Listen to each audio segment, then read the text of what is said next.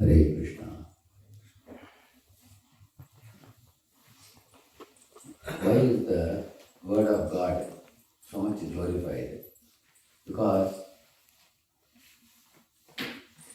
the word of God teaches us things which are not so obvious, easily observable, but which can eventually be realized when one becomes more and more wiser. While the common people, they are blind to such subtle truths and they only see the obvious, like a child. If you show a child a chocolate and a $1,000 dollar note, he is going to choose a chocolate. He cannot see the benefit of having a $1,000 dollar note. Because for him, the easily obvious thing is a chocolate. But the intelligent, a grown-up adult will pick up a $1,000 dollar note, isn't it?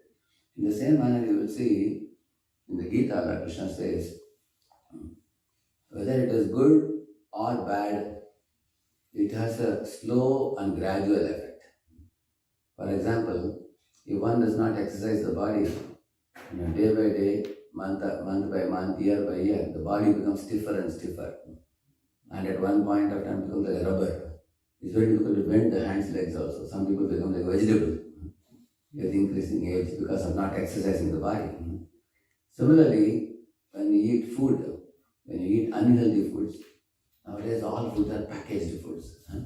If you see, now everything man wants ready-made. Vegetables are packed, And somebody was telling me, even the channa, they make it paste and pack it. For the whole year in a big can, they keep it. Put all kinds of preservatives. Everything is used like that. Everything is ready-made paste. So one is eating such foods gradually, little by little, it's like slow poison. After 10, 20 years, one gets cancer and such diseases. That is why it's a gradual thing over a period. It doesn't happen overnight. Similarly, you will see that if you have a habit of spending lavishly, initially you spend little lavishly, then more lavish, then most lavish. A time will come when you will not have any money at all. All money will be a beggar at the age of 60 and you will have no money because you have spent very lavish. At the time, the lavishly spending nature will not be gone, but money will not be there. You want to spend lavishly, but no money in pocket, then one is going to be frustrated. So this slow effect is taught in the Bhagavad Gita. Krishna is saying that understand the slow effect, whether it is good or bad, both have a slow and gradual and lasting effect. For example, if somebody does little exercises every day, he has a very healthy body, and even at 70 or 80, you will see that. If somebody is eating little healthy food every day and is very cautious and alert not to eat anything unhealthy, over a period of time you will have good health. You will see that. If somebody has a habit of saving every day and not lavishly spending, cut costs, save money, and give charity. If he does these three things, he will save a lot of money over time. Somebody may ask, by giving charity, how do you save money? By giving charity, mind gets purified. A purified mind is free from greed. A mind free from greed is satisfied and has gratitude. One who has gratitude will be happy with little money also. But those who don't give charity, the mind is impure. The mind is impure, it is greedy. If it is greedy, they will spend lavishly. When they spend lavishly, neither will they give to Krishna, nor will they have enough for themselves to enjoy. And neither to God, neither to oneself also.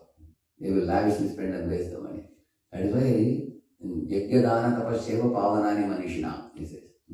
Whether it is health, whether it is money. In the same manner, our Vaishnavacharyas have taught that every day one has to sleep early and rise early and invest one's time, energy, attention, focus, absorption in performing the morning program faithfully, sincerely. Whether you are a brahmachari, you are a grihastha, there is no difference in this. When it comes to eating, both eat also, correct? No? You say that, because you are brahmachari, we don't eat well. You are able to eat the same prasad you eat. Similarly, whether you are a brahmachari or a grihastha, everybody has to, in this world, do their duties. Brahmachari has to control their senses and grihasthas have to give charity. Both have, there are pinching items for both given. Both have to do it. So, all human beings, those who say that we are devotees of Lord Vasudeva, what is the proof you are a devotee? one has to commit oneself to the lotus feet of the Lord, like rising early in the morning, coming for the Om Clarity, coming for the Aartis, chanting of the holy name, hearing the Srimad Bhagavatam. These are apparently simple activities. You keep doing it day by day, month by month, year by year, you become spiritually very potent and powerful in the long run. On the other hand, you neglect it, you don't come for the morning, you don't chant with devotees, you don't hear Srimad Bhagavatam with devotees. You may think that who is going to say what if I don't attend? I will go and sit with the mobile and keep replying to the SMSs or WhatsApp messages. During the Aarti time you do it, during the chanting time you do it. And during the chanting on one hand, mobile in one hand, Japa beads. You do that, it will become a habit, such a habit that you will not be able to give it up. You will become conducted by it, you will become purchased by it, you will be lost to it, and eventually you will not be able to stop the bad activity. It becomes a big bad activity after that. Like small drops of water make an ocean, as we say. Little by little, the habit will control us for a bit of time.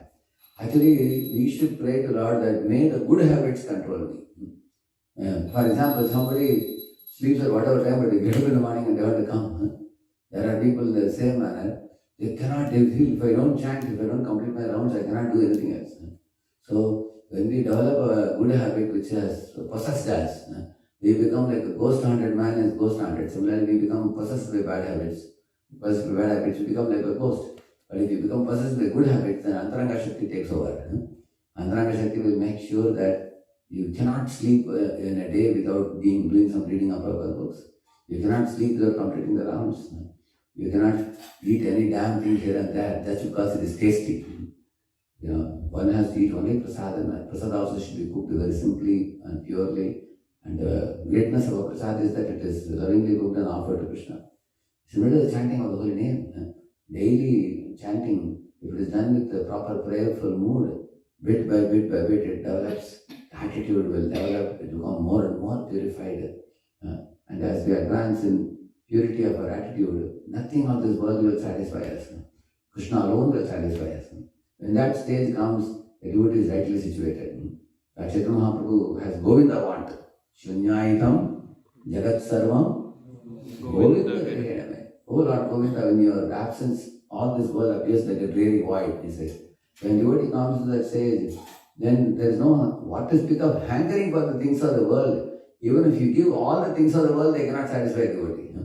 On the other hand, the hankering is uplifted to Govinda want or Govinda hankering. And that hankering is the most wonderful thing, because one can keep on hankering for Govinda, chanting his holy name, hearing his holy fame, dancing and purifying one's own heart and purifying the entire world. That's the most auspicious situation of a living entity. And our aspiration is to come to that stage.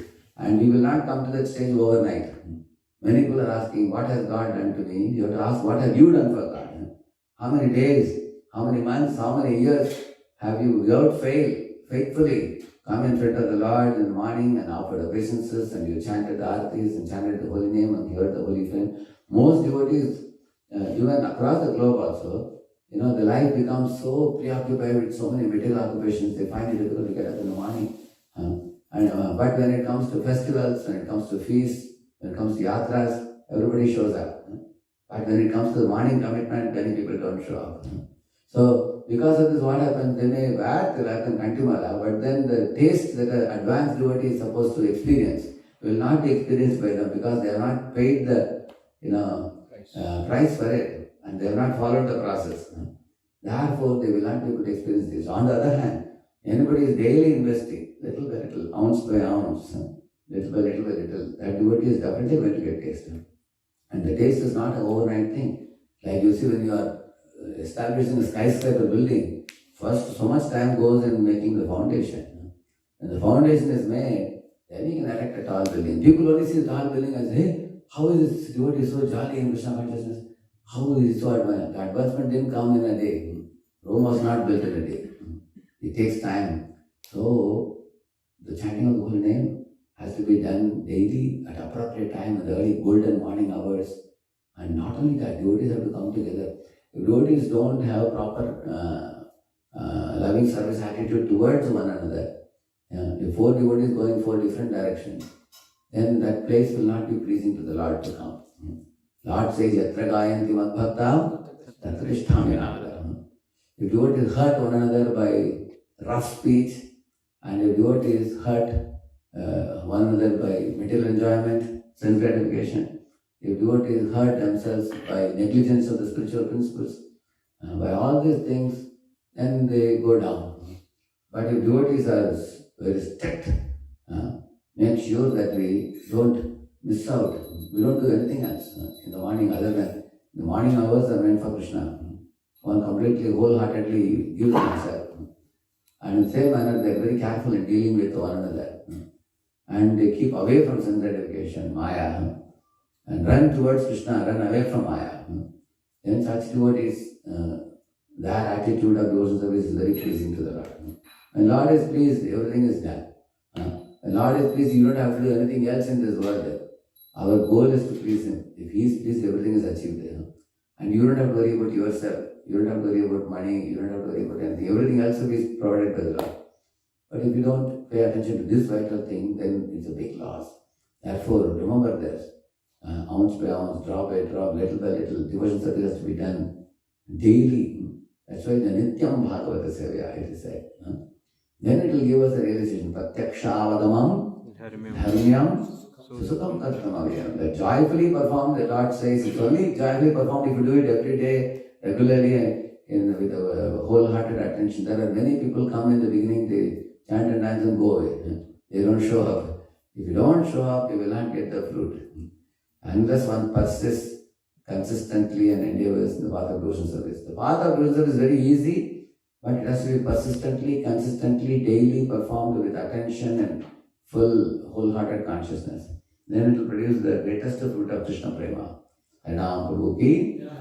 Let's offer our humble obeisances and all the Vaishnava devotees of the Lord who are just like this trees, ocean of mercy, full of compassion for the fallen conditioned souls. Pancha kalpatarubhyascha kripa sindubhya eva cha nam pavanebhyo namo namaha.